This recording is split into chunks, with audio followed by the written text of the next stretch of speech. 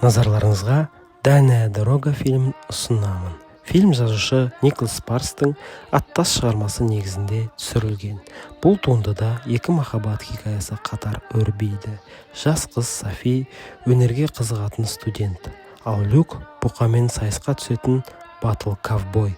Кездейсоқ таныстықтан екеуі бір-біріне ғашық болады. Алайда олардың өмір жолдары мен армандары әртүрлі. София Нью-Йоркке барып, өнер саласында мансап қууға талпынса, Люк қауіпті болса да Родеодағы спорттық жолын жалғастырғысы келеді.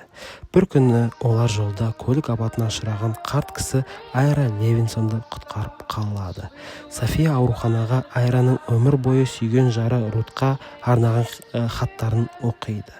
Бұл хаттарда олардың ғажайып, қиындыққа толы, бірақ шынайы және де берік махаббат тарихы баяндалады. Балалы бола алмау, сынақтар менен ауыр сәттерге қарамастан Айра мен Рут бір-біріне адал болып қалады.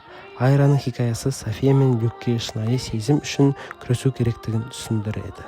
Соңында олар махаббат пен болашақ бақыт үшін дұрыс шешім қабылдайды.